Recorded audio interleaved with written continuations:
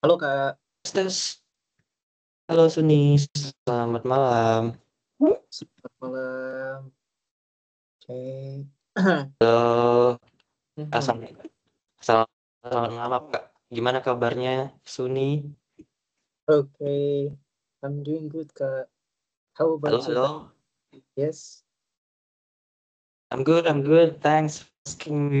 Ini Okay. koneksiku stabil nggak ya? Soalnya wifi aku, halo, aku lagi Iya iya. bermasalah. Jadi aku kayak mobile data. Apakah audible dan visible Mhm. sama? It's more Oke. audible rather than visible sih, kayak agak patah-patah gitu videonya. Then Oh, what do you think about mine? Mhm. ya, aku coba perbaiki kopi Mhm. aku.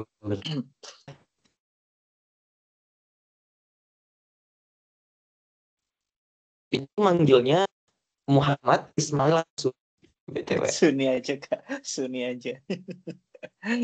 Suni. Iya. Suni, salam kenal, nama aku Haidil. Makasih udah mau nge-share. Eh, eh, Larut malam Suni ini baru tarawih kan? Baru pulang sih. Oke. Wait a minute Kak, coba aku yang coba ganti itu ya Kak ya. Koneksi kayak Oke, oke.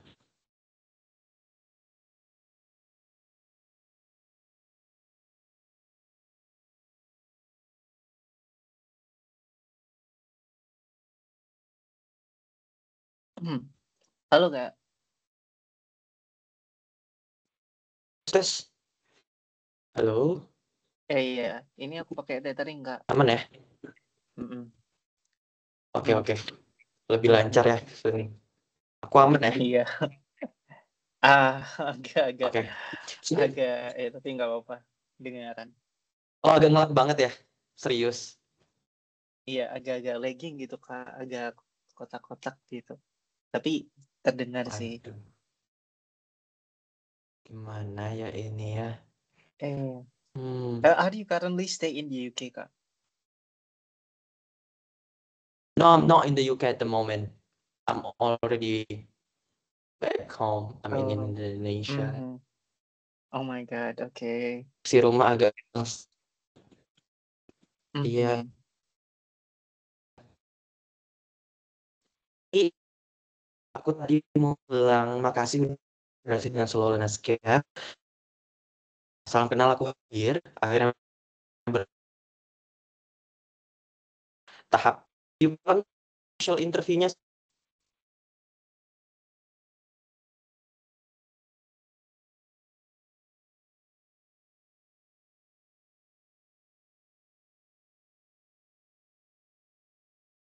Halo Kak, I cannot hear you.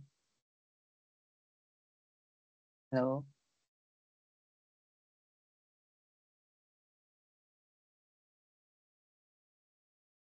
halo.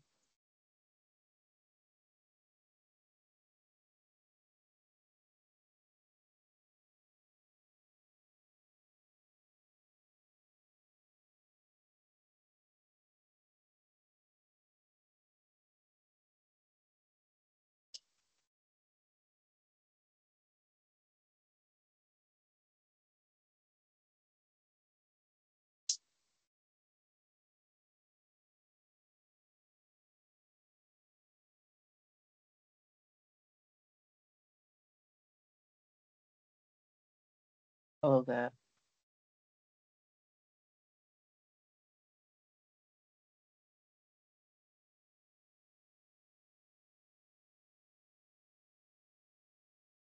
Halo.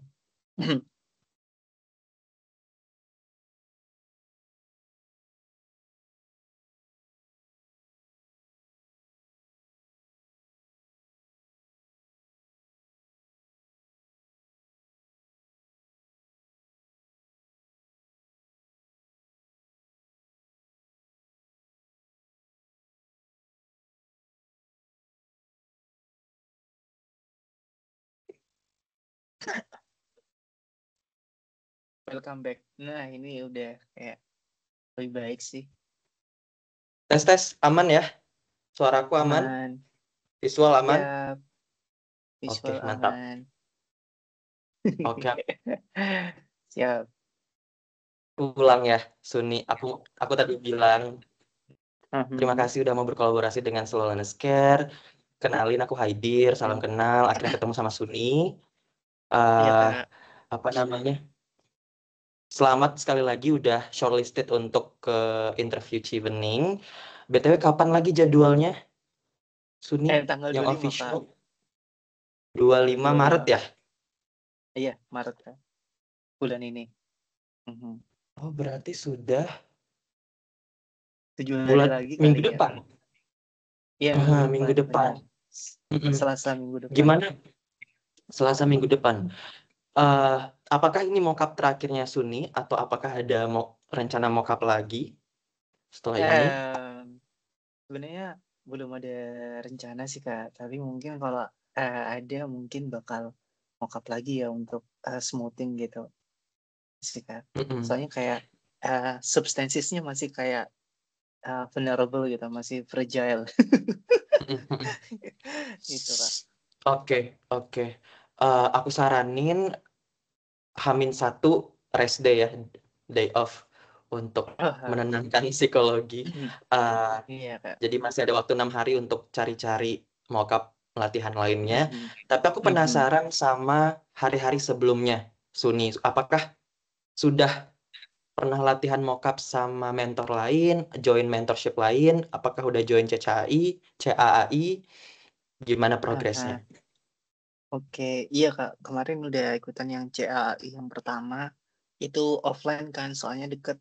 Sekarang tinggal di Setiabudi, jadi lumayan deket sih sama RSBR. Situ ketemu sama Kak Tifara, itu yang kan memang fokusnya di public policy analyst ya. Itu. Kemudian setelah itu ada di minggu pertama itu latihan sama circle kecil. Jadi ada Kak Ama yang waktu itu eh, punya deadline yang lebih cepat tanggal 25 gitu. Jadi dia langsung initiate untuk buat circle, dan kebetulan kita udah didesain model kayak real interview gitu. Jadi ada yang jadi observer, ada yang jadi panel, ada yang jadi interviewnya gitu, Kak. Jadi di situ sempat 2 kali, tapi apa sebagai panel 2 kali, sebagai interview 2 kali. Itu di minggu pertama. Di minggu kedua itu 2 kali sama Kak Lina dari LSI, sama Kak Talita juga tuh. Kemudian baru yang terakhir itu ada 2 sama shortlisted chevening lainnya. Yang pertama sama si sama si Reza, itu sama-sama environmental sektor. Kemudian yang kedua berempat sama Ricky, terus Bari, sama siapa satu lagi ya? Itu sama Fauzi. Tuh semalam banget gitu kemarin itu kita latihan, soalnya si Ricky sore ini dia deadline itu interviewnya gitu sih, Kak. So far ada improvement ya, pelan-pelan gitu, karena memang uh, so far juga ikutan kan, kadang-kadang Kak Awi sama Kak Dewa kayak sempat share mendadak kok mau join gitu kan, dan kadang-kadang juga getting distracted dengan banyak sekali input yang so much diverse gitu kan. Kadang-kadang kita juga menentukan uniqueness dan versi kita yang otentik itu juga agak kebingungan sih, agak kesusahan juga gitu. Kadang-kadang kayak especially di bagian kayak, oh kamu terlalu panjang nih gitu, tapi kadang-kadang sampai ada perasaan, ini apa aku berhenti sekarang ya gitu. Tapi kalau aku berhenti kayaknya eh fundamentalsnya atau core-nya masih belum dapet nih gitu. Tapi kalau misalnya aku lanjutin kayaknya kepanjangan gitu. Sempat kayak gitu sih, Kak. Jadi kayak ya itu sih, sama kalau Kak Talita kayak harus lebih sistematis lagi kayak gitu-gitu. Jadi kayak kadang-kadang waktu aku taruh di sesi mockup itu kayak masih masih kurang sistematis gitu ya, karena memang masih percobaan. Itu sih, Kak. Mm. Wow, udah cukup banyak sekali ya latihan mock-up interview sama beberapa Mhm. pihak dari Mbak Tifa, Small Circle, Kak Lina, Kak Talita, Kak Awi, Kak Dewa, bahkan juga sempat observan dan jadi interview di bareng-bareng sama other shortlisted Mhm. candidates. Mhm. Jadi udah Iya. beberapa kali dan mungkin aku yang keenam. Semoga Aha. ada insight baru di latihan Siap, kali siap, Kak. ini. Amin, amin, amin. Nah, tadi kan kamu ngasih refleksi bahwa dikasih saran Mhm. untuk menjadi lebih sistematis, STAR sama SMART Mhm. methodnya, dan lain sebagainya. Ada nggak feedback yang major tentang konten kamu, narasi dari keempat pilar cheapeningnya? Iya, rata-rata kayak mungkin yang mungkin very much interesting itu di bagian menghubungkan sama roadmap ya. Bilateral UK Indonesia, kemudian juga ke UK values gitu. But more importantly kadang-kadang ada complexity untuk tackling pertanyaan yang beranak gitu ya, Pak. Jadi kadang-kadang kayak ke distract, kemudian tiba-tiba kayak lupa apa ya tadi pertanyaannya, kayak gitu-gitu tuh sih. Gitu. Jadi kadang-kadang malah jawabannya nggak menjawab pertanyaannya kayak gitu tuh. Karena saking ngalur ngidulnya mungkin. Itu, Kak. Oke, Mhm. oke, oke. Cukup basa-basinya. Terima kasih udah Aha. sharing. Eh, Siap, siap. Sudi. Eh, Iya. aku sih mikir kamu kan udah sempat mock-up interview sama beberapa pihak yang linear Mhm. jurusannya, ya kan? Sama-sama public Aha. policy, sama-sama public policy. Disclaimer, aku Mhm. ketika baca esai kamu dan CV kamu nih agak-agak kaget dan tricky karena eh, kamu tuh satu-satunya di mentorship aku yang benar-benar beda bidang sama aku Oke. gitu. Oke. Mentorship sebelumnya tuh education semua, either language education, inclusive education, atau educational technology. Itu Mhm. area-area mentorshipku biasanya. I Jadi, see. mm-mm, jadi uh, uh, disclaimer aja, kan aku tuh di sini berarti sebagai orang awam, orang eksternal dari bidang kamu. Siap. Which is nggak apa-apa karena di official interview Chevening kan nggak semuanya berbagi bidang yang sama dengan kamu kan. Bahkan Mhm. bisa jadi tiga-tiganya tidak berbagi bidang yang sama. Jadi Exactly. Mhm. menurut aku mockup kali ini tuh semoga bisa bermanfaat karena ada POV dari eksternal eh, pertanyaan-pertanyaan dari orang awam di Mhm. luar public policy atau ekonomi. Mhm. Oke? Siap. Siap, Kak. Oke. Kali udah cukup 15 menit basa-basinya untuk eh, Mhm. 5 menit ke depan. 5 menit ke depan kita bakal briefing sedikit. Jadi kali ini kita bakal mock-up interview selama 45 menit. Mhm. Setelah itu ditambah 45 menit lagi maksimal untuk diskusi, evaluasi, feedback dan apa Mhm. hasil dari mock-up tadi gitu. Siap. Tapi sebelum kita mulai mock-up dan feedback, aku mau tanya dulu, Kak, apa sih yang tadi kan kita udah bahas tentang hasil Mhm. latihan kamu ya. Aku mau tahu apa yang kamu sudah ketahui atau yang kamu sudah pernah dengar tentang official chevening interview, technicalities-nya. Oh iya, jadi ada 3 penanya dari British Embassy-nya ada, dari Indonesia, dari UK, terus kalau nggak salah ada satu yang representing the field atau sektornya itu, tak, kalau nggak salah ya. Itu. Mm-mm. Kira-kira kemudian juga biasanya selesai di 30 menit, itu kemudian juga dari setiap bagian, section, dari leadership itu tuh eh, mungkin sekitar maksimal 2, 3 pertanyaan gitu. Itu sih kalau nggak salah, Kak. Udah bener banget poin-poin itu. Ada 3 Mhm. pewawancara. Pertanyaannya based on 4 pilar chevening, elaborasi dari keempat esai kamu, dan udah tahu kalau nanti di awal bakal diminta tunjukin paspor atau KTP. Oh iya, paspor ya, Kak. Iya, iya, iya. Di awal itu ya, Kak. Ya, jadi bisa Iya. disiapkan memang biar nggak bolak-balik dan backgroundnya biar Mhm. dihilangkan blurnya agar paspor atau KTP-nya bisa terlihat. Soalnya mereka perlu screenshot gitu loh. Mereka perlu screenshot kamu dengan KTP dan paspor kamu. Biar kamu siap aja. Terakhir, mereka sangat chill, benar-benar sangat objektif, tidak ada pertanyaan personal atau yang subjektif seperti udah nikah, kenapa nggak nikah, punya anak atau nggak, tuh nggak ada. Siap, Kak. bahkan kamu diperbolehkan untuk bawa minum, jadi boleh Waduh, disiapkan puasa, Kak. minumnya. Sorry, Kak. Oh Ya iya, ampun. oh nanti pagi ya, jam berapa? Sorry, Kak, jam 4. Oh, astaga, itu waktu-waktu kelaparan dan ngantuk lagi. Aduh, soalnya aku Oke. waktu itu mikirnya kayak masih kerja gitu kan. Hmm. Aku nggak expect ternyata di minggu-minggu terakhir ini kita udah bisa work from anywhere gitu, Kak. Kalau tahu gitu ya ambil pagi aja kali ya gitu sih.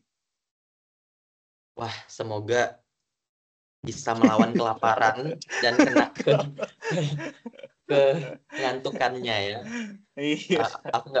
Aku nggak bayangin sih wawancara di waktu tersebut Aha. saat puasa dan lagi ngantuk-ngantuknya atau lagi capek-capeknya, bahkan lagi lapar-lapar atau hausnya. Oke, itu aja Aha. briefingnya. Sekarang kita Mhm. mulai ya Iya, untuk siap. mock-up interviewnya sekitar 30 menit sampai 40 Mhm. menit. Siap. eh Suni, aku tuh kayak merasa ketika aku belum selesai ngomong, kamu tuh langsung jawab. Apakah suara aku tuh ngelak gitu ya? Masih loading atau aman aja nih? Aman, aman, Kak, aman. Aman. Oke. Siap. Oke. eh Suni, aku bakal acting sebagai ketiga pewawancara ya. Siap. Karena ketika aku pengen mock-up interview kita kali ini tuh benar-benar sama persis seperti pengalaman aku kemarin gitu. Alright. Eh, aku dulu dapat 45 menit sharp, 30 menit itu benar-benar dapat hampir 15 pertanyaan. Aku ingat banget. Mhm. Dan 15 menitnya itu ada kayak konfirmasi di awal dan konfirmasi di akhir-akhir. Mhm. Yang bakal aku simulasikan dengan kamu sehingga nanti ada gambaran seperti dengan dengan official interviewku kemarin Mhm. gitu. Jadi please bear with me kalau intronya agak panjang dan Mhm. closingnya ada konfirmasi-konfirmasi tertentu. Oke? Siap, Kak. Karena Siap. aku pengen mock-up ini benar-benar kayak yang aku pengen membuatnya semirip Mhm. mungkin dengan official aku. Oke, langsung aja. Suni siap, mau ke toilet dulu, mau minum dulu, aman? Siap, aman ya. Oke, Siap. I'm going to start in 3, 2, 1, let's go. Good evening, Muhammad Ismail Suni. Ya, evening, Kak. Siap. How are you feeling today? I'm kind of nervous, but yeah, the show must go on, right? Exactly. That's Uh, that's totally normal. Uh, mhm. Muhammad Ismail Suni, what can we call you again? You can call me Sunny, Sunni. Sunny or Sunny is okay. All right, Sunny, welcome to the evening interview. You have been selected from Mhm. thousands of applications from across Indonesia, so you should be very proud of Mhm. yourself. Now, I will introduce your interview panels for today. I will go first. My name is Haidir. I am the officers here at the British Embassy Jakarta, and today I am joined by two of my colleagues, the deputy ambassador here at the embassy in Jakarta, and the science and technology advisor. Okay, Suni, this interview will be around 30 minutes. There will be 4 questions with follow-up questions based on the evening themes that you have answered in your application essays. Please be mindful of the duration so you have sufficient time to answer all of our questions. At the end of the interview, there will be an opportunity for you to ask us any questions, and for me to confirm your university preferences and choices. Before we start, just make sure you have your drinks nearby. You can drink anytime during the interview. And please be relaxed. Don't be too nervous. We're just having a chat. Casual conversation. Now we wish you the best of luck for this interview, and I will now begin with the icebreaker question. Could you please tell us briefly about yourself? Thank you for the opportunity given. I'd like to start by providing you a current landscapes of Indonesia. As far as I knew, Indonesia is currently under the leadership of our President Prabowo. We have a strong ambitions that we can be sufficient in terms of the energy and the food. And both energy and food have a strong connections with the uh, economic growth as well as the environmental sustainability.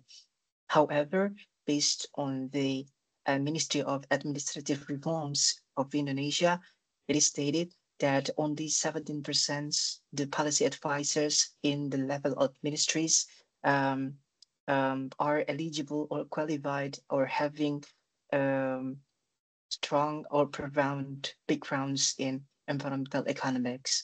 In addition to that, by the projections of the World Bank, in 2050, if Indonesia's do not have integrated environmental economic approaches toward public policy designs, the GDP or the GDP Indonesia will suffer and lost to by 2.5 till 5 by 5%. I think it becomes an impediment for our government because the current governments would like to achieve for 8.8% GDP annually. I think it's a quite strong ambition. With that, I'd like to introduce my name. My name is Mohammed Smansuni. I currently work for National Economic Council. It's forefront of the national public policy platform. It's as it provide the second policy advices directly to the presidents. I work specifically in in-depth economic research analyzing the sectoral, especially in textile industry. So based on that short explanations, I think that that what makes me relevant to be the disciplining scholar, so that I can fill the gap in the manpower capacity within the ministries or the government sector. In addition to that, I also would like to significantly reduce the potential of exacerbated deforestation, pollution, and discriminations a toward minorities due to the inadequate making of the public policy, and that's it. Thank you for the introduction, Sunny. Next, my next icebreaker question is that why did you apply for this Chevening Award? Why not other sponsors or providers or other scholarships? I think it because of the persons, the figures uh, within my current institute or my current workplace. I also get to know Mr. Khatib Basri, and I think he's so much popular in Indonesia, known as a senior economist as well as a senior lecturer in Universitas Indonesia, Faculty of Economic and Business. Here in National Economic Council, he served as members of the National Economic Council, providing the advices and responsible to the comprehensive policy designs. So I think aspires to become like him, to become a senior researcher, senior economist as well, because because I assume uh, Stephanie has been building undeniable uh, framework for him to step even further. Um, with that, the shifting also facilitate him to open many pathways of work working opportunities, not only setting as a senior, as not only as economist, but it also provides consultations for any entities, as well as guest lecturer, senior lecturer, and so on. So I believe compared to other scholarships, I think something that's quite intriguingly interesting in my case would be how chevening itself unlock a new dimensions of interest in me, because previously I thought that I was like not qualified for the scholarship, but the moment I accepted and become shortlisted, I think I need to see myself in different perspective. I tend to sometimes underestimate myself, and due to the cheapening, because of its prestige, its prestigiousness, it's somehow knocked my awareness that I have certain values that I need to be proud of, and uh, I think it's the Symphony networks that I need so much, because even reaching to the positions that I have now, it thanks to the network that I have been that I have been building it until recently. Thank you Mhm. for those reasons, Sunny. Next, Uh-huh. uh, this is gonna be my final icebreaker question. So we Mhm. noticed that you already did your Bachelor of Economics in Indonesia, as well as Masters of Arts in Economics as well in Indonesia. So why bother taking another Masters in the UK at the same major and discipline and field as Economics and Public Policy, while you already hold Masters in Economics and Bachelor of Economics? Mhm. Previously in Bachelor, I learned more specifically on operational management. So I think it's a little bit far from the economic development. But then, when I break through the Master of Arts in Economics, I learned only a little part about policy making, policy designs. So after graduations, I spent a year working in a new position as a public policy analyst. So I think I have a significant gap, especially the academic gap, because I was like quite struggling with the adequate number of skills that I need to become a proper public policy analyst. And that what makes you realize that even being public policy analyst is not enough. I need to integrate the environmental and economics at once, so that I have a reliable credentials for my profession, and become recognized over some feedback or some recommendations that I would like to give to anyone who asks me. Mhm. Sunny, don't you believe that those Bachelor and Masters of Economics in Indonesia, plus 1 year working experience as a public policy analyst, don't you believe that's already sufficient enough for pursuing higher education and PhD in economics or public policy to be a researcher as your dream, not Mhm. another master's? So what's the gap? Mhm. What's the need here? What's the urgency here? Mhm. Example. So during my last workplaces in REITs, REITs is the abbreviations of Bank Rakyat Indonesia dan Reksa Sekuritas, where I work as a member of economic research department. So I found that the disparity that there are a lot of qualitative research done there, where I used to only work and focus more on quantified economics during my master.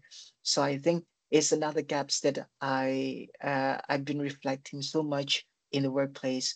So in addition to that, where I work in Lemhanas, I also got in touch with some professionals, with senior lecturers in environment, and I couldn't like comprehensively understanding the modeling that they are applying to generate more reliable recommendations for the problems that we have in Indonesia. So I think due to the economic grab, and it becomes a hindrance for me to understand better or to design more meticulously the policies or the analysis.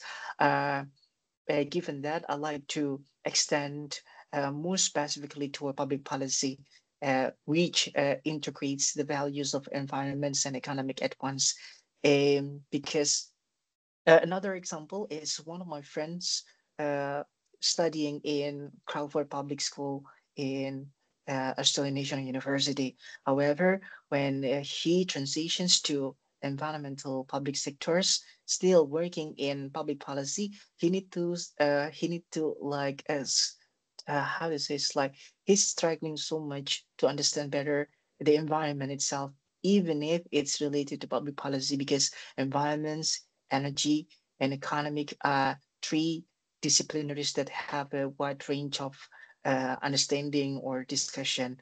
That's why I don't want to struggle so much, and I see that by combining all those three at once would be much more specific and precise to help me targeting the specific sets of skills that I need in my career. Thank you, Sunny, for answering my 3 icebreaker questions. Now let's move on to Uh, the very first theme that we have in mhm, Chevening, which is all about leadership and your mhm, influence in leading your community. mhm, So, what do you think makes a good leader in the economics and public policy field? And can you give an example of when you have either seen that good leadership or when you have demonstrated it in yourself? mhm. Okay, I think it's quite a tricky question. Okay, a good leader, I think it should be the one that have a significant level of empathy, because a recent case that I experience is when I need to catch up the progress that have been made by my colleague and my coworkers, especially during the projects that having a short-term deadline. I was like struggling so much.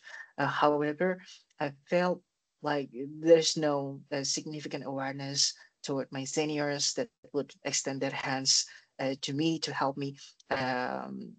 me more efficiently or effectively tackles the technical problems that I faced at the time. So, based on that, I suppose that a good leader is not only commanding or a directing, but more than that is to feel like they were in our shoes.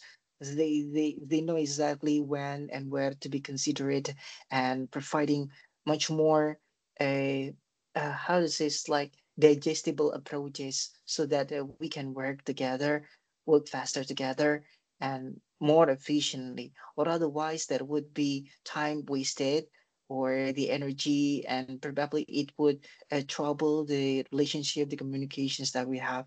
So I suppose I can say when it comes to public policy, um, especially we face some ad hoc discussion that's um, uh, demand us to work sometimes separately without having our teamwork.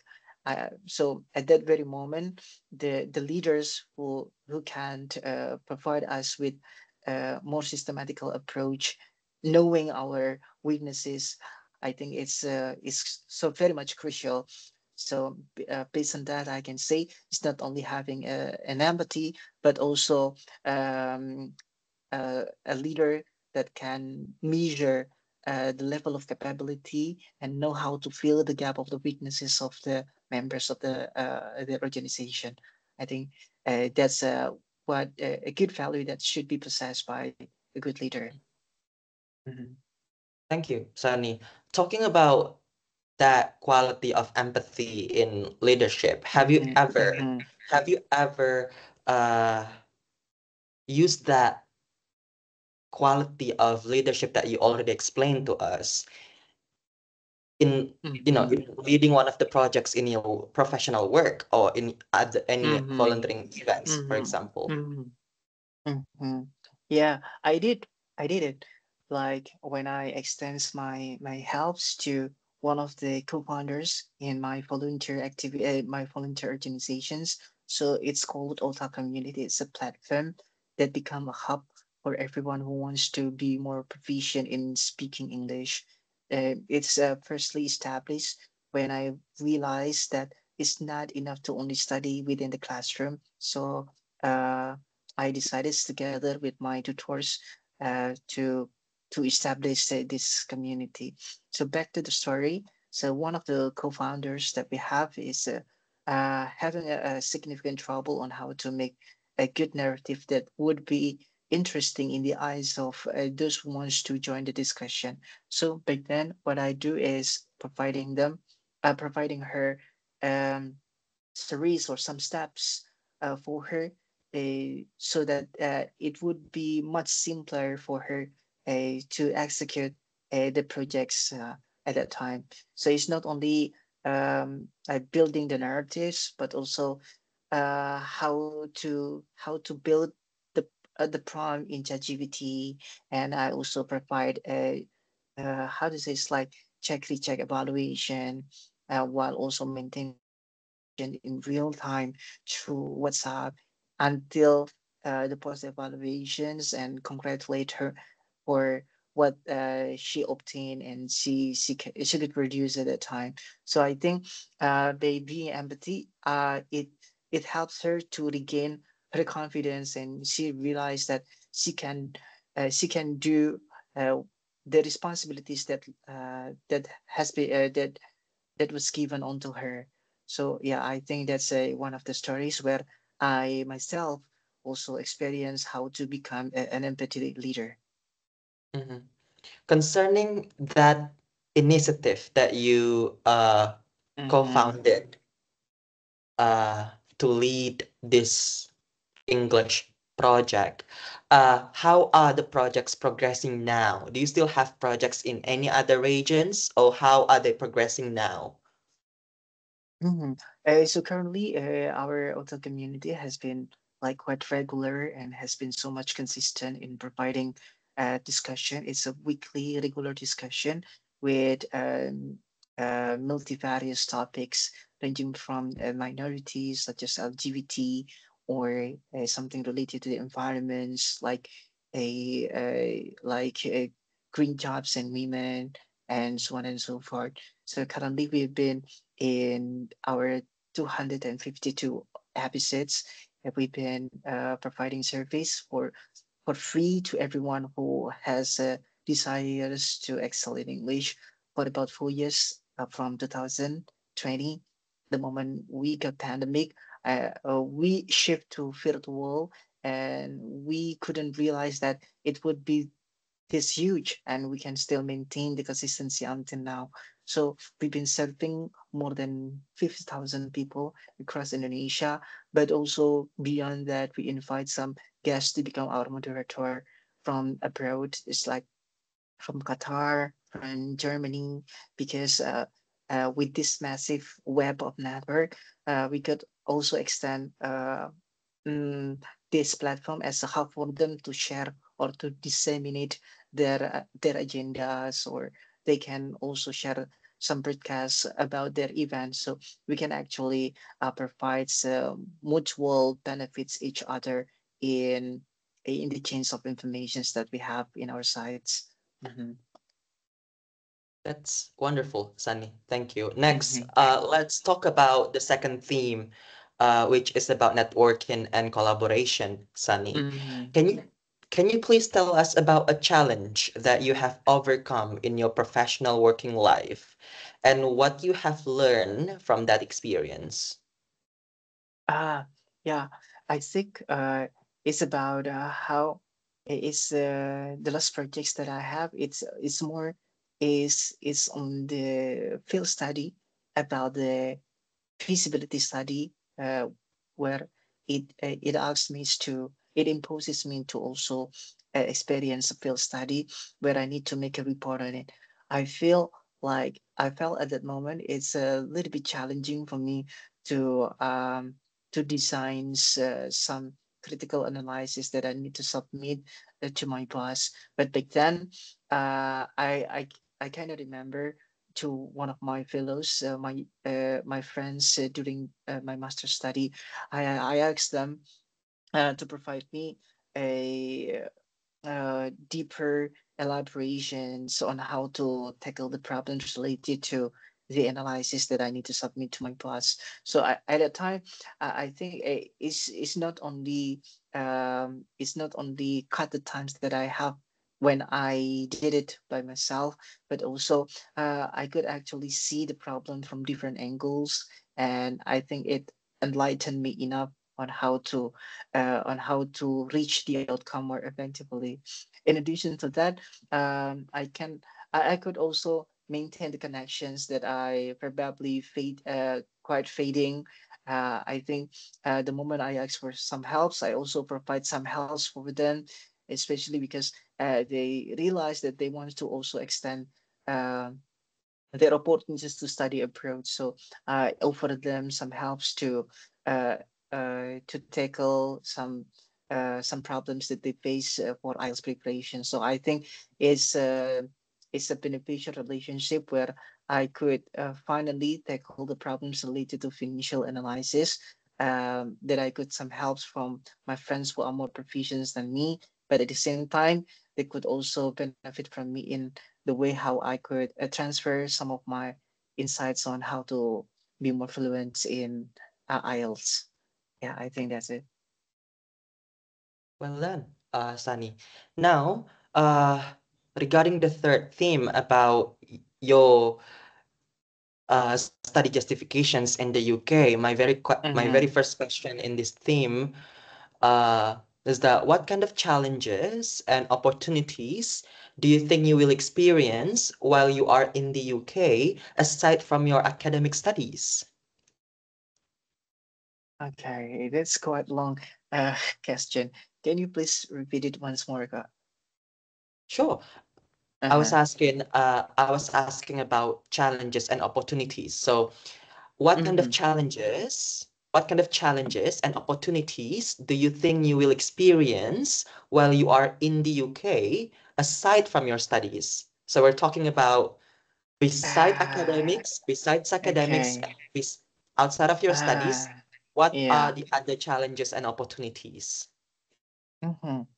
Okay, so I think this question aligns with another questions that I kind of expect. The question is why UK? Okay, so I think when it comes to challenges, it reminds me of um, how how bothering and how boring the weather would be, especially highlighting that the weather of my chosen universities would be only on London, and London has been quite famous with a thousand weather city because how unpredictable the weather is. I think the winter would be undeniably a challenge because everyone tend to seek everyone tend to seek some shelters inside the house or in the apartments, and it would somehow affect the moods and the emotion while still living far away from home or family. So I guess it's quite challenge, especially if I would accept some assignments given. I think it's a little bit hard to deal with that. So I kind of think that by having a collaborative teamwork with my friends, it could reduce the anxiety, the stress, the tediousity that I experienced during the winter. I think it's the moment where we can exchange ideas more frequent, or yeah, by changing to some locations that are more fresh or something else.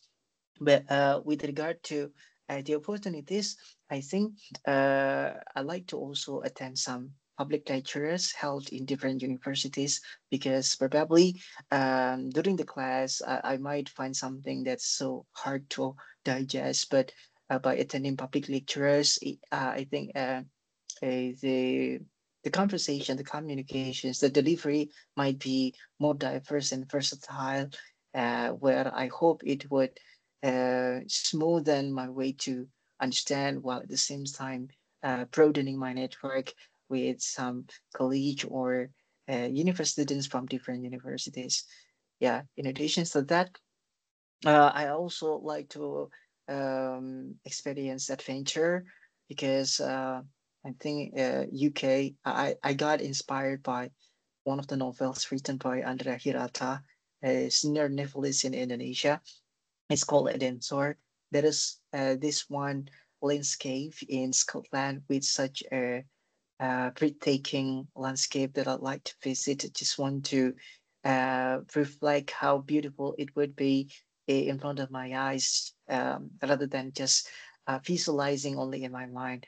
So yeah, that would become my the UK would be my first door to travel to different regions within the UK or even to Europe, because I think it would be unlucky me if I couldn't spend some times not only focusing on my academic purposes or achievements, but also toward expanding my horizons when it comes to multicultural exchanges. Yeah.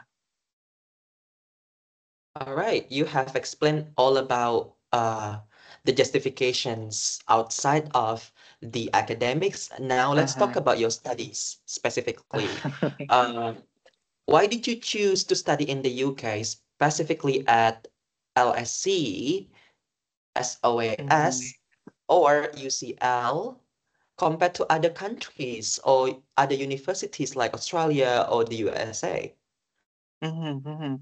Okay, I think it's because first thing first, because UK has been firstly renowned as a country where it's the first one to establish how to say, it's like um, the roadmap on how to integrate the environmental to economics policy. Uh, and in addition to that, the UK Environmental Economic Platform, they create a hub to all 17 universities in doing research. So I think it would also help me in excelling toward collaborative research with different students from different universities in the UK.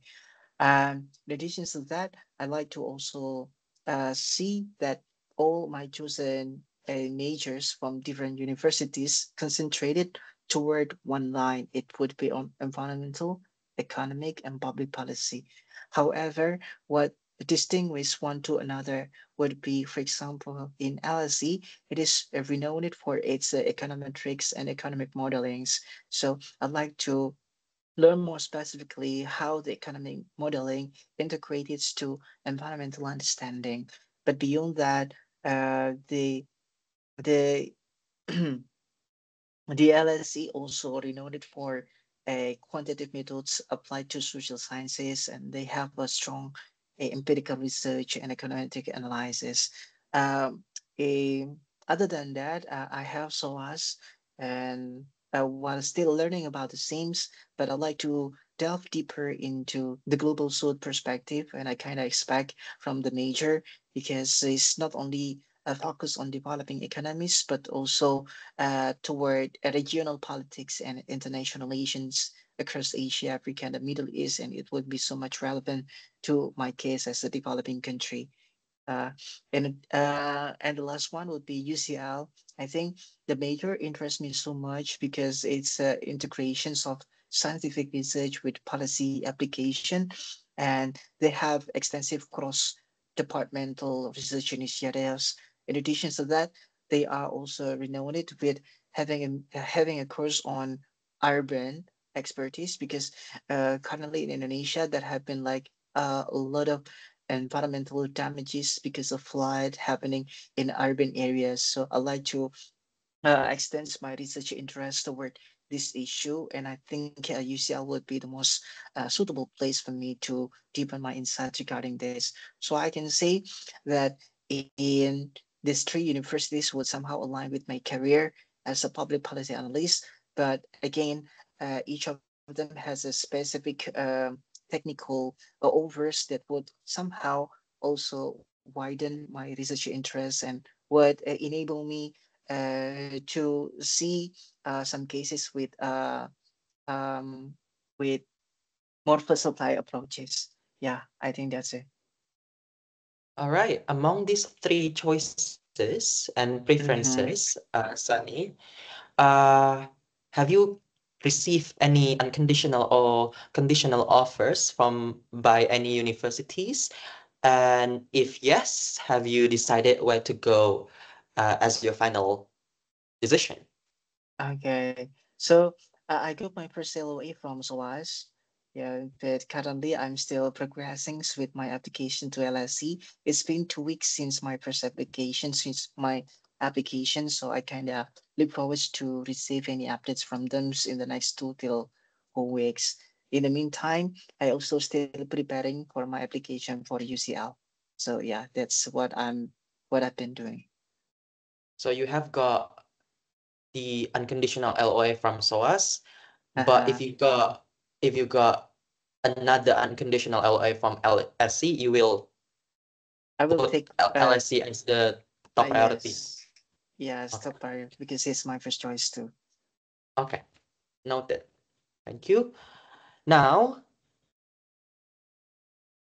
we have come to the final theme, which is about your career plans after Mm-hmm. graduating from Chevening and from Mm-hmm. your chosen university. So within your field of the intersections of public policy, environment, and economics, Mm-hmm. and so on, what are the particular challenges that you think study in the UK will help you solve when you come back to Indonesia? What exact problems, what concrete problems are you going to solve using this master's degree you'll be doing in the UK? Okay. So I suppose as I told you initially that in the level of ministries we only have a 16% qualified manpowers, and based on the roadmap of the bilateral UK and Indonesia, focusing on the empowering resources capacity. So I suppose uh, in the area of environment, specifically energy and forestation, as well as poverty and renewable energy, I think I can be more contributive toward these areas because because um, the uh, the most recent cases where seems like every department, every ministry tend to solve it based on the available manpower in their side.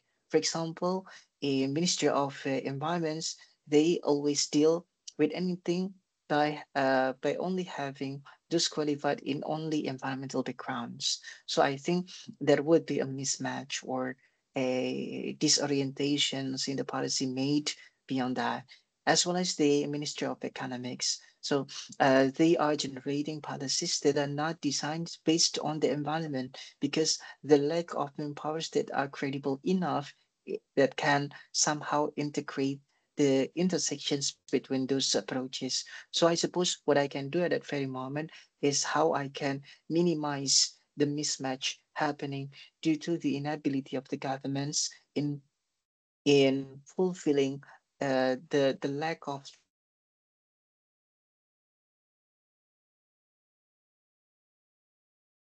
much urgent because it's still in the beginning year of the new presidential era. It's Mr. Prabowo era, so I suppose it's become so much urgent for me so that I can come back faster and contribute what I learned from the UK to renew, refresh, or providing something that I learned from the UK to complement or to revise something that I see inconvenient or incomplete or less valid, so that uh, it could like lessen the systematical damage toward the people economically and environmentally.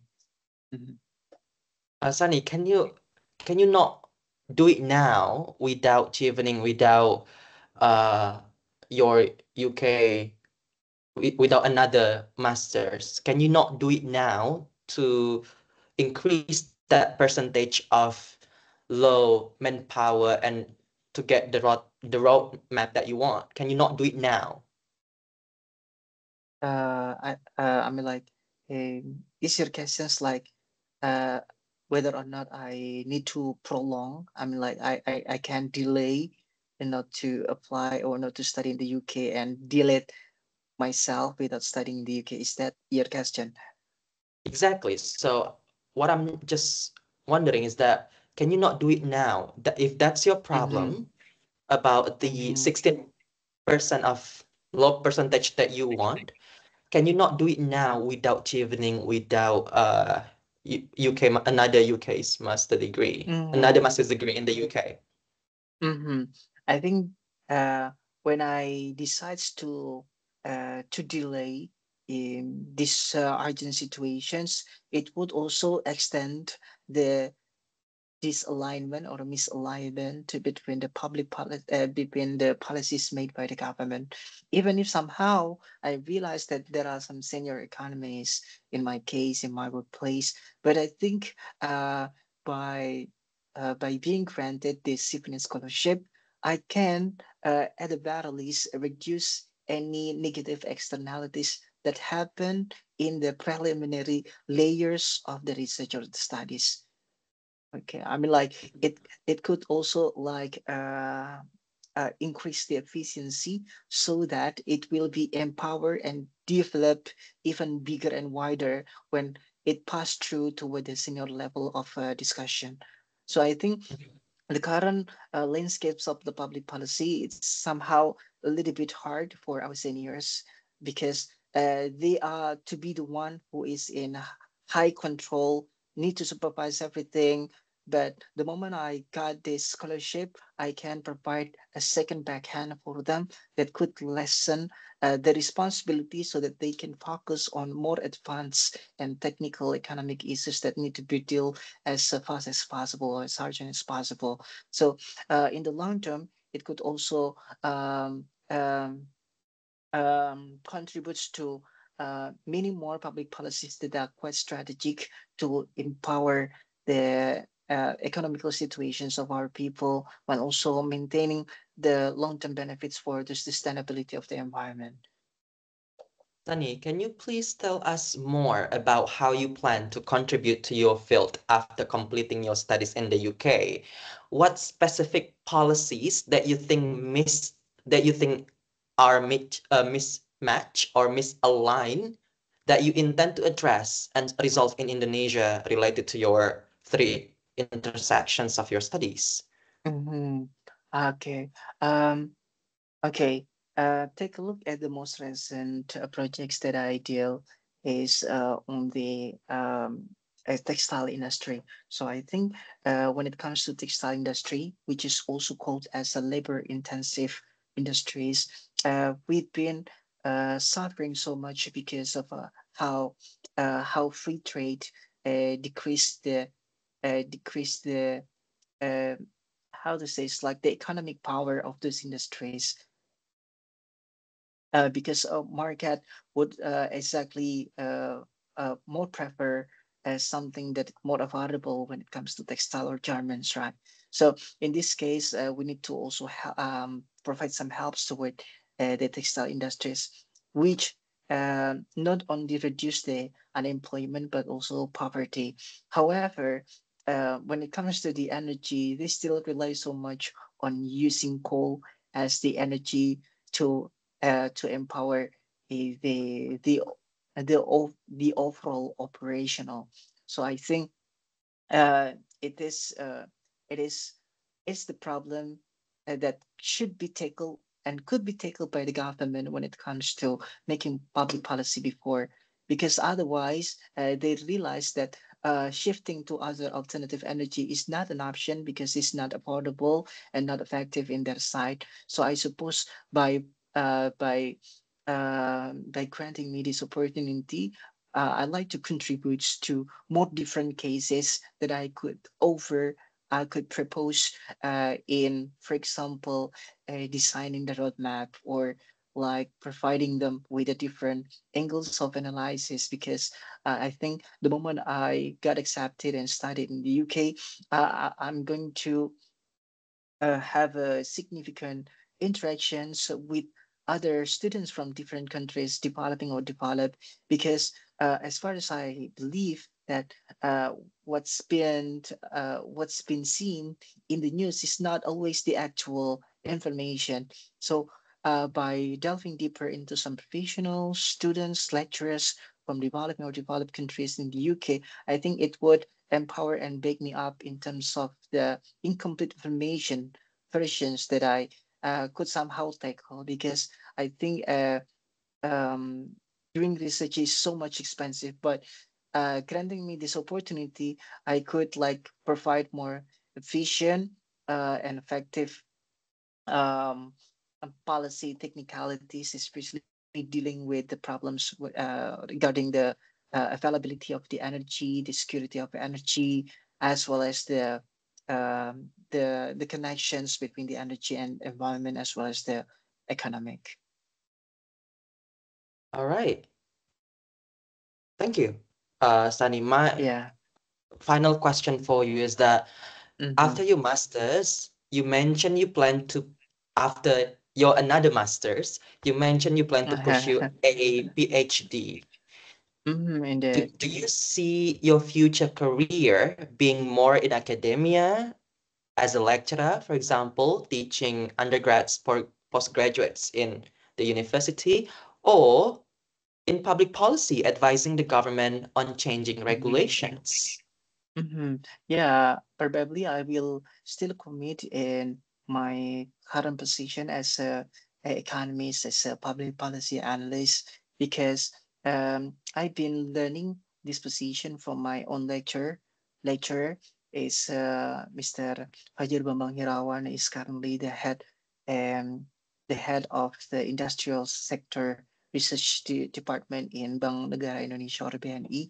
So I learned from him that by being a senior researcher, senior economist, it would unlock us to numerous opportunities. So it would be so much flexible for us to shift between being a lecturer or probably like a guest lecturer at the very least, or we may also being independent consultant like Professor Talisa that I met in my first year of work after graduation, or we can also be a senior researcher and senior economist, still consistently providing some feedbacks toward governments related to any environmental economic issues. So I suppose I still commit even if I continue to even higher level of education or PhD. I think it would significantly boost my research capabilities that would facilitate more developed framework discussion for dealing with Indonesia environmental economic issues. Thank you for all of your answers, Sunny. That's all the questions that we have for you. Now, we do have three confirmations that I need to tell you. Number one, I also need to confirm with you if you have received and understand the applicant information sheet on your email. You have received and understood and read this, right? Mm-hmm. And the second one, the last thing I need to confirm with you is regarding the requirement to return home to Indonesia for at least 2 years after the award. That's clear with you as well, yeah? Mm-hmm. Yep.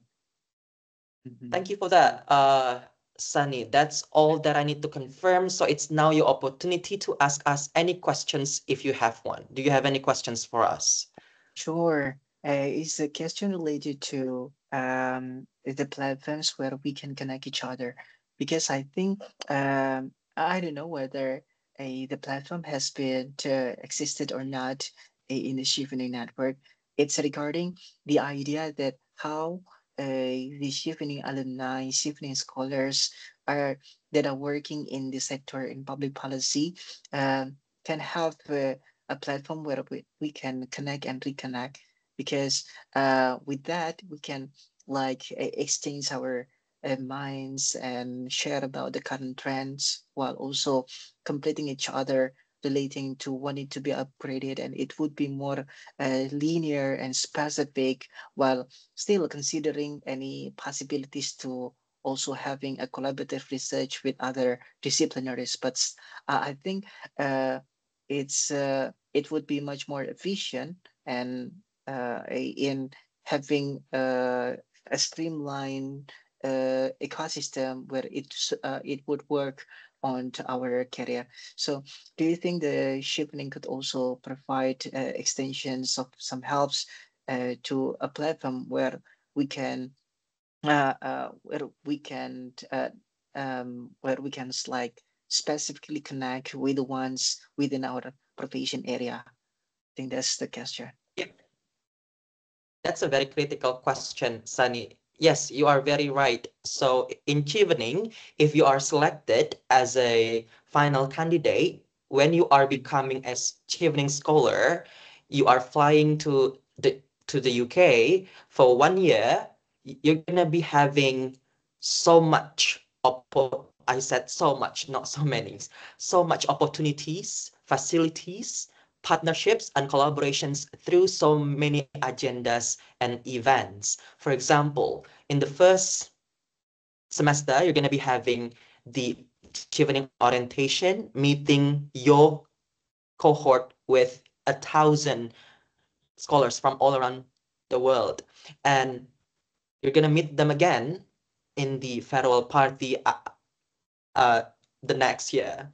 And not only that, those are the two major mandatory events. If you are really, really interested to connect and collaborate with your peers who share the same interests and concerns in public policy, environment, and economics, there are many other regional events, including but not limited to volunteering activities and awards, grants, seminars, public lectures, led by your PO or program officer. So each region has its own PO that can help you, join this and make the best use of this privilege as a Chevening scholar. And after you graduated as an alumni, you are automatically joined to each country's alumni association. In Indonesia, we do have CAAI. In the global network, we do have the Chevening Global Network.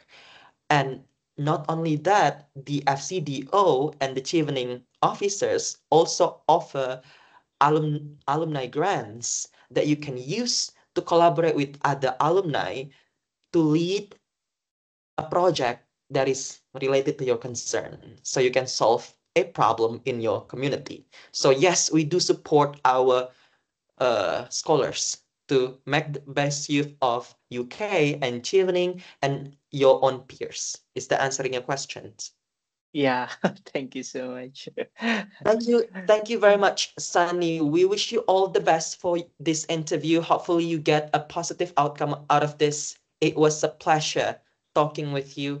Thank you once again for joining us today, and goodbye for now. Yeah, thank you, That's Kak. it. Bye. Oh my God. Yay. Sunny, how do you feel? Aduh.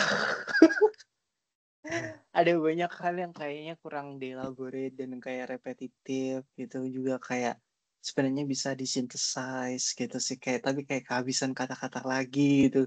Dan beberapa pertanyaan emang sounds so much complicated banget ya, dan emang detail banget, kayak ngejar banget gitu loh, kayak aduh apa ya.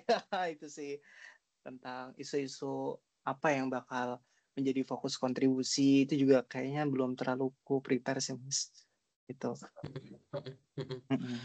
Sebenarnya tuh mungkin nanti di official interview kamu nggak bakal selama ini ya, Sunny, karena kita hampir 1 jam, ya kan? Wow. Dipotong 20 menit, kita sudah hampir 50 menit. Nanti di official interview kamu nggak mungkin sepanjang ini, karena mereka punya jadwal yang ketat, terbatas slot-slotnya. Tapi kenapa tadi aku memperpanjang dengan follow up questions? Karena ada beberapa jawaban kamu tuh yang belum ngasih contoh nyata atau contoh konkret. Makanya aku follow up, dan ketika aku follow up, kamu jawab kok dengan concrete examples. Contoh ketika kamu mempermasalahkan 16% manpower, itu tuh masalahnya nggak ada expert, cuma ada 16% expertise ya Iya, di iya, kementerian yang punya iya, expertise. Hanya ada 16% experts yang memiliki expertise di intersection ini. benar. Makanya yang kamu permasalahin adalah hasil-hasil public policy mereka tuh kadang banyak yang mismatch atau misalign. Mhm. Tapi kamu muter di situ agak lama, tapi kamu nggak kasih contoh. Apa sih contoh public policy yang problematic gitu loh. I see, iya sih, Pas iya aku pas aku benar-benar. pas aku kejar-kejar, pas aku kasih follow up question buat ngejar, akhirnya keluar Mhm. contoh nyatanya textile Hmm. policy yang harming labor itu.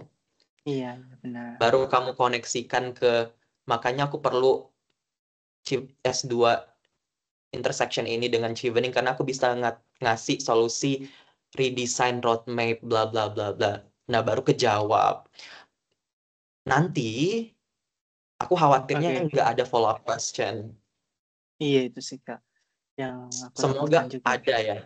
Uh-uh. Hmm, kamu tuh apa ya?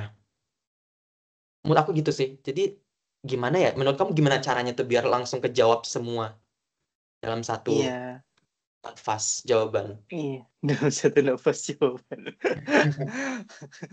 Iya, kayaknya mungkin itu ya kayak aku harus kayak merangkai jawaban template Mm-mm. gitu ya Kak ya untuk antisipasi biar lebih sistematis. Mungkin soalnya ya udah yang ada di pikiran gitu Kak, masih belum aku construct secara tertulis gitu Kak. Jadi kalau mungkin udah tertulis by point mungkin bakal lebih mulus gitu ya Kak ya.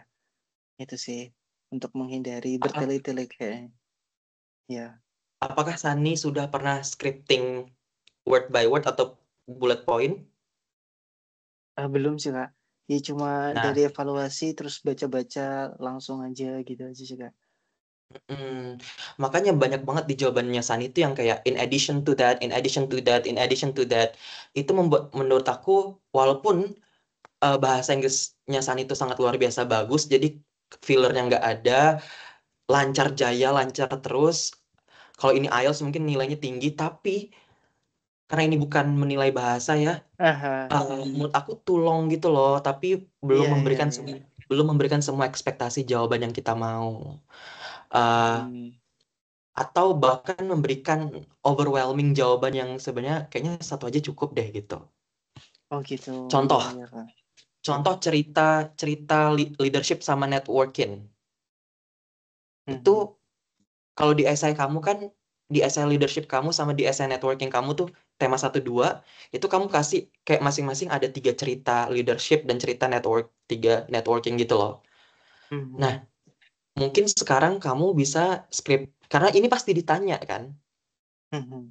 Ini pasti ditanya, kasih contoh leadership. Kamu tadi bilang empathy, tapi kamu nggak kasih contoh kapan kamu melakukan leading by empathy itu, ya kan? Aku harus Mhm. follow up Iya dulu, iya.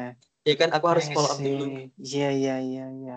Nah, jadi Siap siap. kayaknya karena leadership dan networking ini pasti ditanya, mungkin nanti wordingnya aja yang berbeda, tapi pasti ditanya satu pertanyaan leadership, satu pertanyaan networking. Siapkan 2 narasi yang berbeda gitu loh. Jadi Mhm. narasi leadership yang kamu mau elaborasi dari essay kamu mana, pilih skriptik tuh, skrip kan sudah bullet pointnya gitu. Oke. Good Misalnya point.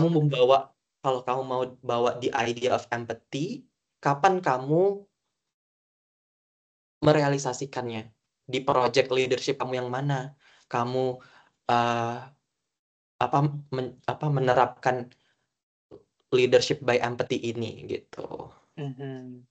Siap siap. Jadi jawabnya tuh langsung one go gitu loh, kelar, ya kan? Siap siap. Mhm. Soalnya tadi kamu bilang leadership yang bagus menurut aku empathy. Karena aku trauma banget nih. Waktu aku kerja sama kolegaku, aku mau catching up, tapi nggak dibantu-bantu. Karena bos aku cuma demanding, commanding, tapi mereka nggak empathize aku. Lah, Mhm. kamu intinya situ-situ aja kan? Iya. Aku harus, ya kan? Itu kan teori kan. Kamu baru kasih teori leadership tuh harusnya empathizing loh. Tapi Hmm. example kamu empathizing, leading and empathizing mana?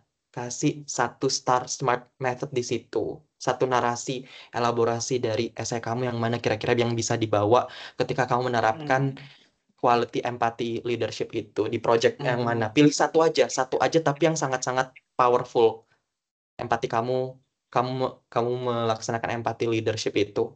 Di saat kapan, di mana, 5W1 hanya, startnya apa, smartnya gimana gitu. Pilih Betul satu sih. narasi aja. Sudah cukup, tutup gitu. Jadi nggak terlalu banyak deskriptif, nggak terlalu banyak teoritis, langsung Hmm. concrete example. Oke? Siap, Kak. Hmm,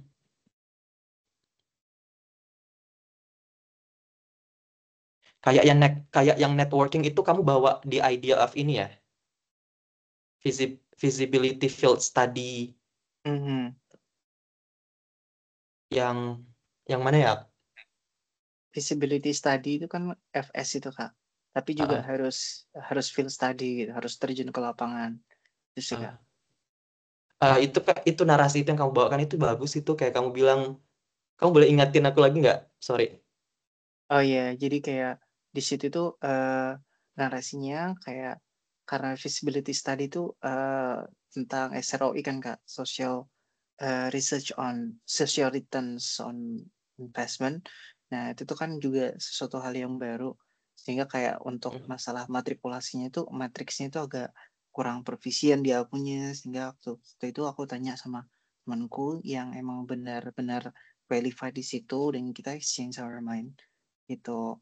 Tapi kemudian juga gue nawarin gitu, dia juga bisa bantuin dia di sini loh. Kayak dia kan juga mau rencana master gitu dan butuh mm, IELTS juga kan. Jadi gue bantu di IELTS-nya dan dia bantu gue di situnya. Jadi kayak itu juga bisa jadi shortcut gue biar nggak terlalu lama kan untuk finalizing the report.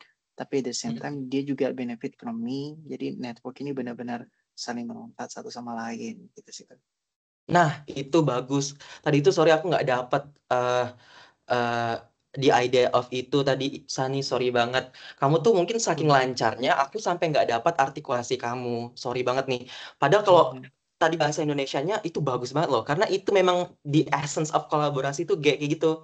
Harus mutual Mhm. benefit kan. Kamu bisa nawarin apa, Mhm. dia nawarin apa. Klop gitu kan. Nah, Iya. tadi aku tadi agak lost karena mungkin aku nggak tahu karena artikulasi kamu atau kepanjangan cerita kamu atau Heeh. aku aja yang lagi ngantuk, aku nggak tahu.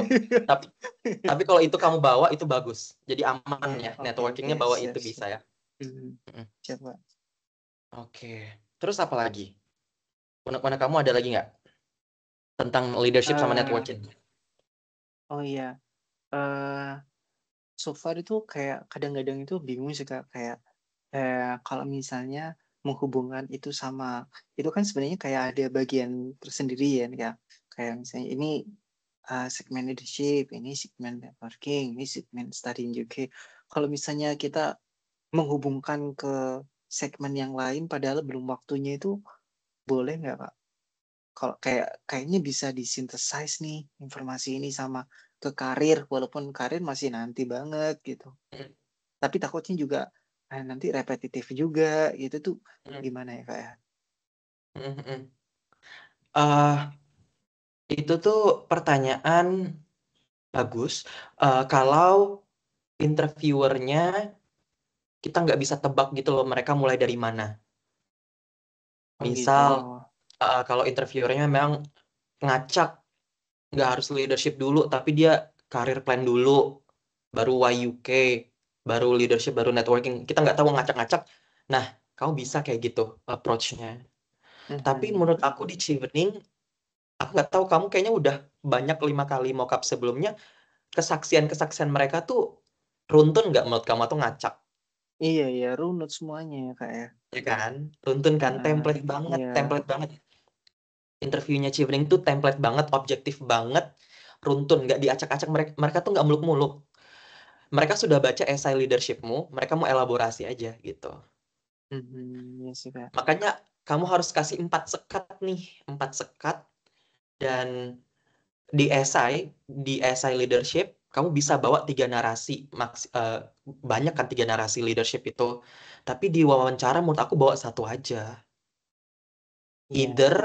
Either cerita leadership baru atau elaborasi dari narasi yang sudah kamu tulis. Tapi jangan lebih dari 1, menurut aku tuh kebanyakan. 1 aja tapi konkret example-nya gitu. Mhm. Mm-mm, gitu. Eh, jadi menurut aku lebih baik di sekat-sekat sih. Kecuali tadi itu di awal aku ada pertanyaan, kenapa kamu master lagi, ya kan? Mhm. Kenapa kamu master lagi? Kan kamu sudah master. Udah BE dan MA ekonomik. Kenapa master lagi di jurusan yang sama lagi? Nah, ini kan sangat related sama jawaban kamu di sekat ketiga ya, tema ketiga kan?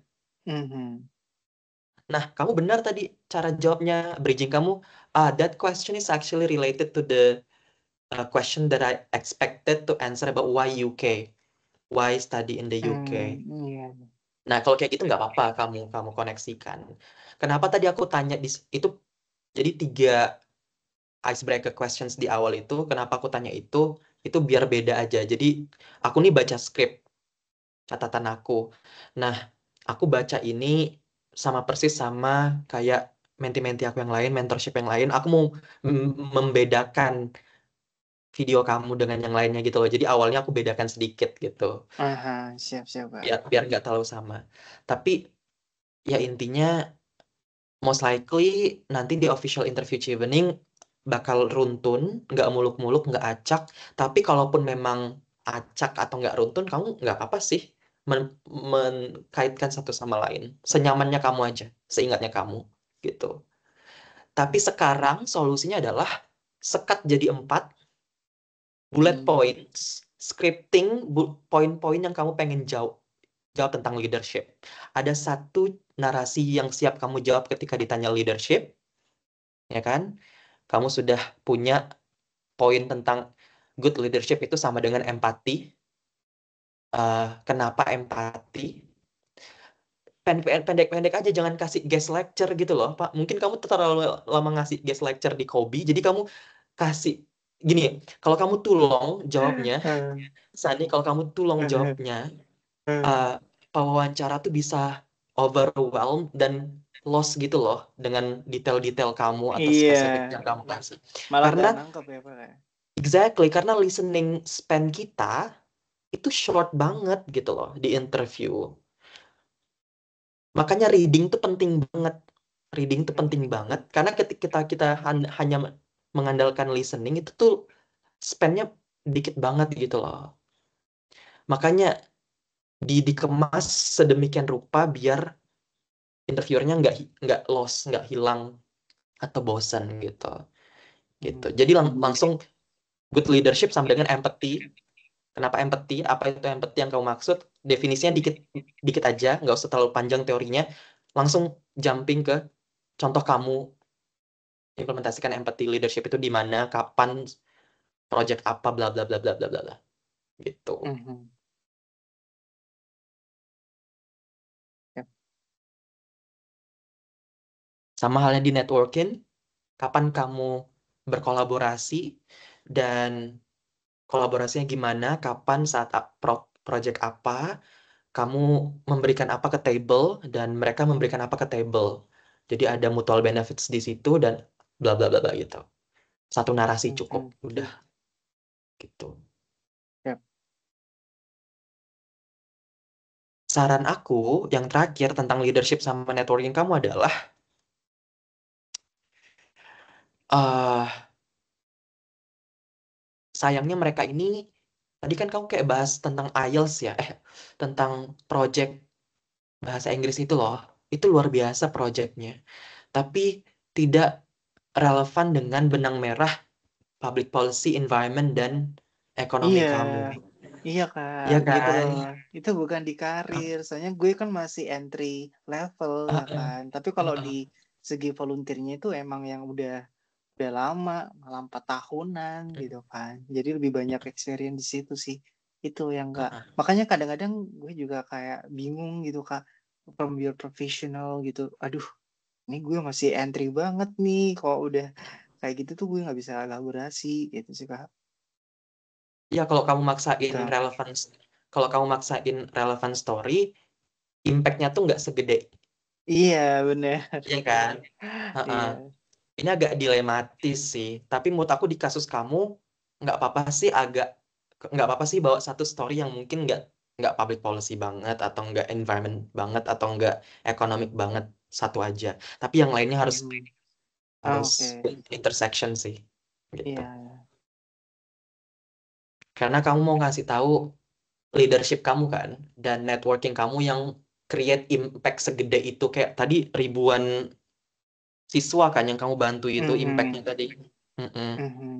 Itu menurut aku powerful banget sih dan impactful karena impactful banget, actionsnya, resultsnya nyata dan sangat banyak yang terbantu gitu loh di Mhm. project project bahasa Inggris kamu itu. Hmm. Jadi nggak apa-apa itu agak keluar benang merah kamu. At least it indicates how good your leadership is and how impactful and powerful your networking and collaborations are. Gitu sih menurut aku. Mhm. Siap-siap. Ada lagi tentang leadership networking, cukup? Cukup Kak, kayaknya. Cukup ya. Sekarang why UK? Study justifications-nya gimana menurut kamu? Kamu puas nggak dengan jawaban kamu tentang tema ketiga? Mhm. Jadi kan sebenarnya tuh kayak ada dilema juga gitu sih Kak. Kayaknya kan kayak gini. Jadi kayak antara gue ngejelasin my top priority dulu itu agak-agak turuh gitu kan. Kemudian sama yang kedua sama ketiga. Tapi di pendekatan gue supaya lebih efisien tuh gue bilang aja semuanya itu fokusnya ke environmental economic analysis, tapi distinctive features-nya dari satu ini apa, ini apa, ini apa. Kayak gitu sih Kak. Jadi kayak apa gue harus kayak lebih elaboratif di yang my top priority, nanti yang kedua ketiga biar jadi cliffhanging, biar nanti ada follow up atau kayak gimana. Tapi nanti kalau nggak di follow up juga kayak gimana gitu sih Kak. Bingungnya di situ sih. Tuh. Eh, menurut aku jawaban kamu ketika aku tanya kenapa LSI, SOAS sama UCL tuh jawaban yang menurut aku paling bagus dari semua pertanyaannya, paling Hmm. structured, paling paling straight to the point gitu. Kamu Hmm. bilang the main reason why I chose these three preferences is because only as only LSC, SOAS, and UCL that offer programs yang punya intersection dari ketiga apa area yang kamu pengen minati, environment, economics, and public policy. Maafin kalau aku salah nangkap. Intinya gitu kan. Hmm. Hmm. Terus setelah kamu kasih generic, itu kan udah menjawab kenapa akhirnya kamu milih ketiga kampus ini dibandingkan Oxbridge. Hmm. Iya kan? Kenapa nggak ambil Manchester? Kenapa nggak ambil Arizona di US atau Harvard? Ya karena ini hanya ketiga, berdasarkan riset kamu pribadi, hanya LSI, SOAS, and UCL lah yang menawarkan intersections dari ketiga area yang kamu minati sekali gitu. Ya Hmm. kan? Hmm. Itu sudah menjawab kenapa nggak negara lain, kenapa nggak univ lain. Ya kan? Hmm. Cukup kamu bilang kayak gitu. Bagus dari generic answer itu. Baru untuk menjawab kenapa prioritas kamu yang pertama LSC, kedua SOAS, ketiga UCL, dengan distinguished feature study yang kamu jawab. Kalau di LSC ada hub 17 Uni, ya kan? Hmm. Di SOAS ada intersections juga kayak LSC, tapi nggak ada hub 17 Uninya, ya kan? Hmm. Di UCL research-nya ada research yang aku nggak tahu research apa gitu. Saran saran aku adalah walaupun jawaban kamu ini sudah bagus ya, pendekatannya tadi udah ini paling bagus jawaban kamu menurut aku. Tapi menurut aku kamu belum naming names. Iya sih ya kayak. Ya Aduh, kan? apa? Iya. Uh-uh. Kamu baru kamu baru naming 3 area intersections yang menurut aku itu masih gede. Nama modules, kalau nama modules mungkin susah diingat karena kepanjangan dan sudah di-mention di esai, tapi namailah apa nama Hub 17 Universitas ini, namanya apa project ini, project Hub 17 Uni ini. Esensinya apa, implikasinya apa, significance-nya apa. Naming names and justifying the significance and implication. Dan di UCL itu ada research team atau research collaboration apa nih, ada research partnerships apa nih, atau research internship apa nih, nggak ada name detailnya. Artinya ini masih generik, di mana mungkin either kamu lupa atau kamu belum riset mendalam. Bayangin kalau kamu berani and confidently naming names sedetail ini, interviewer bakal takjub nggak sih, kayak oh ini anak beneran tahu gitu loh. Tahu, ke akar-akarnya gitu ya kayak. So have you done this homework? Have you got the names? Honestly? Belum sih Kak. Jadi gimana caranya kamu mendapatkan nama-nama ini, yang details and specifics ini? Mungkin nanti ya gue lihat, gue tanya Perplexity gitu mungkin ya, yang terkait sama project gue yang sekarang textile industry tentang manufacturing, itu ada profesor mana yang punya research interest yang sama gitu sih di masing-masing kampus itu gitu.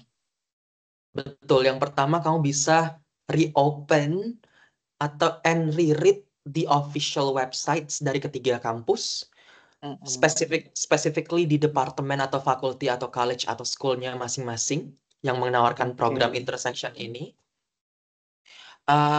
Biasanya mereka menunjukkan course profile masing-masing modul, fasilitas akademik apa yang spesial, opportunitas apa yang mereka tawarkan, ada internship apa, ada career ada magang, volunteer event atau aktivitas apa, society apa, club apa, macam-macam. Masing-masing punya specialism dan konsentrasinya masing-masing. Biasanya ada di social media dan official website mereka. Kalau kurang spesifik, kalau kamu masih butuh details yang lebih detail, spesifiknya, email admission office, ya kan? Gratis, you will not get what you didn't ask, ya kan? Jadi email admission office-nya, bahkan kamu bisa email profesornya untuk menanyakan apa sih riset di Hub 17 Universitas ini, ada proker apa sih, ada magang apa sih yang bisa aku ikutin, ada event atau aktivitas apa sih yang aku bisa ikutin, ada kesempatan apa, kesempatan akademik atau profesional apa yang bisa aku ikutin. Jadi bisa email ke mereka gitu. Semoga dalam 7 hari ini hari kerja bisa terjawab, biasanya 3 hari kerja. Terakhir bisa approach alumninya, karena selalu ada alumni connect atau ambassador, student ambassador gitu. Selalu bisa connect sama student ambassador maupun alumni gitu. Kamu harus mendapatkan name ini ya. Ini spesifik yang menurut aku poin penting yang bisa menunjukkan dan mengindikasi kamu tuh bener-bener udah riset banget, udah niat banget mau ke specific intersections ini gitu. Oke. YUK-nya udah bagus sih, kayak boring cuaca, terus kamu kasih solusi, makanya aku harus siapin apa tadi kamu bilang. Terus itu tadi struggle-nya ya. Hanya ada satu struggle tentang boring cuaca tadi, yang kamu kasih humor, itu lucu banget, bagus. Biar menghilangkan nervous ya. Terus kamu kasih 2 oportunitas. Yang pertama public lectures, yang kedua traveling, adventures traveling, ya kan? Ini bisa dibawa dua-duanya, dan urutannya udah bagus. Yang pertama academic reason, baru yang kedua personal reason, traveling ke Highland. Nah, yang traveling ke Highland itu tuh spesifik banget, kamu mention inspirasi dari novel, landscape di Highlandnya kamu sebutin, spesifik banget. Tapi ketika kamu jawab oportunitas yang pertama, public lectures, catatanku where exactly. what is the name of this public lecture and Iya, led by who, professor who. Dari sini aja kelihatan kamu sangat antusiasme dengan Highland traveling sedetail itu dibandingkan dengan public lecture. Anjir, iya lagi. Iya. That's your homework. Oh my God. Iya.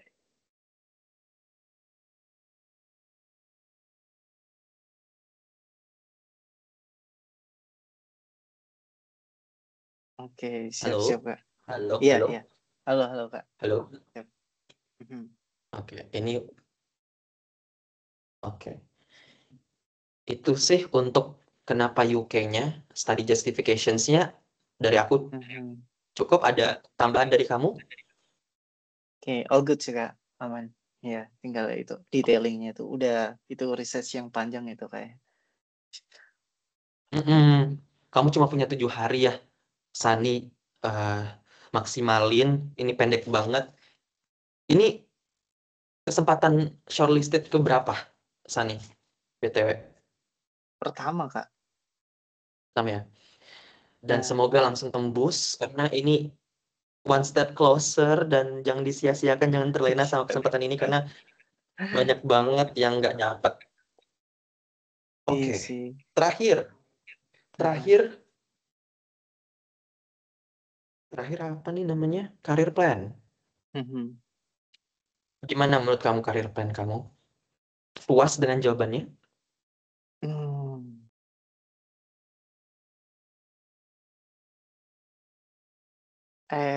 Gimana ya? Ada yang sebenarnya kayak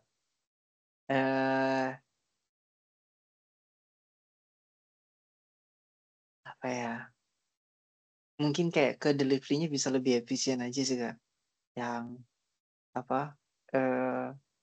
Opportunities mungkin yang apa ya, kalau misalnya apakah masih bakal komitmen konsisten di profesi itu sih kayaknya kayak perlu antisipasi juga kalau misalnya ada pertanyaan yang ngejebak gitu, Kak. Intinya di career plan itu kamu tadi ngasih masalah 16% manpower roadmap, itu apa sih maksudnya? Boleh dijelasin ulang nggak? Jadi kayak memang dari segi apa ya, public policy advisors di level kementerian itu cuma 16% Kak, dari semuanya gitu. Jadi kayak setiap kementerian itu mengandalkan manpower yang kan kayak gini. Misalnya Ministry of Environment otomatis mayoritas manpowernya punya environmental background. Itu ekonomi juga kayak gitu. Jadi benar-benar sesuai dengan backgroundnya masing-masing. Tapi ketika mereka akhirnya harus bersinergi atau misalnya kayak menghadapi masalah yang beririsan dengan sektor lain, nah itu mereka itu lack of capacity, enggak akhirnya banyak terjadi mismatch itu gitu sih, Kak. Nah, atau misalnya mereka harus hire consultant gitu kan, Kak, untuk doing research atau kajian kayak gimana. Nah itu kan bisa diminimize kalau misalnya capacity mereka terpenuhi, tercukupi gitu sih, Kak. Berarti dengan data 16% itu yang kekurangan manpower yang punya Mhm. expertise yang berintegrasi, Mhm. berarti langsung kasih contoh ya, Sani. Mhm. Contohnya public policy apa yang mismatch atau misalign. Oh, iya. Boleh tetap bawa, boleh. Jadi setelah bawa data masalahmu itu, langsung kasih contohnya adalah textile policy ini yang mengharming labor bla bla bla bla bla bla itu. Jadi langsung dikuatkan dengan example contoh public policy yang mismatch atau misalign yang kamu saksikan dan dampak negatifnya apa. Mhm. Nggak cuma sampai situ, terus ditutup dengan apa yang Chevening dan LSC bisa bantu ke kamu buat ngatasin masalah ini. Ada apa di Chevening dan LSC yang bisa bantu kamu ngehandle mismatch atau misaligned public policies ini? Mhm. I'm questioning. Tadi kan kamu langsung Oh, jumping kan? Kamu kan tadi cuma iya. bilang, makanya aku tuh perlu ke UK dengan Chevening untuk ngeredesign roadmap-nya. Tapi how exactly? Ada apa di Chevening dan ada apa di LSC, SOAS atau UCL yang bisa membuat kamu, mempersiapkan kamu selama 1 tahun untuk ngeredesign roadmap itu. Kayak ada metode apa, ada approaches apa, ada apa yang bisa readaptasi atau adopsi. Hmm, oke. Karena mungkin ya apa ya, mereka kan juga first country itu apa ya, untuk mendesain masalah green public policy gitu sih Kak. Jadi kayak mereka itu pasti punya apa, banyak best practices gitu kan, dan banyak upaya-upaya atau mitigasi-mitigasi kebijakan yang kurang representatif ke masyarakat itu kan sudah banyak kasusnya itu sih Kak. Jadi kayak kita bisa lebih cepat gitu kan mengadopsi apa public policy di level-level entry itu sih Kak, yang bakal suit sama our necessity gitu sih. Mungkin itu ya Ini Kak ya. but- ini butuh riset lagi ya, Sania. Soalnya nggak cukup cuma bilang karena LSC itu the first initiator loh. SOAS atau UCL itu eh, yang yang ngemitigasi bla bla bla atau first ranking tuh aku nggak bisa ngebeli justifikasi kayak gitu, Sani. Yang Mhm. aku bisa beli adalah ada metode apa, ada specialism atau special metode apa, pendekatan Mhm. khusus apa yang hanya ada di LSC, SOAS dan UCL yang bisa kamu pelajarin, ada ilmu baru apa intinya, ada skill set baru apa yang dari LSC, SOAS atau UCL bisa tawarkan sehingga kamu bisa kembali ke roadmap itu dan ngeredesign. Tadi kamu bilang ada ilmu baru atau skill set tentang mitigasi intersection dari 3 area. Apa namanya? Again, naming Mhm. names. Naming names ini sepenting itu, Sani. Karena Mhm. Siap, generic, siap. karena generic descriptions itu red flagnya Chevening. The more specific you are, the higher chances you have menurut aku. The higher chances your justifications will be bought by the interviewers menurut aku. Jadi be Mhm. specific. Saran aku sih. Itu PR lagi ya. Eh, Siap Kak. balik lagi ke LSC, SOAS dan UCL tadi kan. Ada special methods apa, ada unique approaches apa, ada ilmu skill set baru apa tentang public policy dan intersectionnya. Mhm. Itu dari aku untuk career plan. Ada tambahan dari Sani? Sudah Kakak, ini kayaknya udah banyak banget. Cukup. Oke, PR-nya cukup Cukup. banyak. PR-nya cukup banyak ya. eh eh, Sani, Mhm. Ya Kak. scripting, satu narasi masing-masing buat leadership sama networking, email, riset lagi untuk tema 3 dan 4, dan terakhir dari aku ada minor sedikit tentang catatan aku, artikulasi dan too long answers yang backlashing dari short listening span dari pewawancara. Mhm. Ah, nah, itu. Ada suara.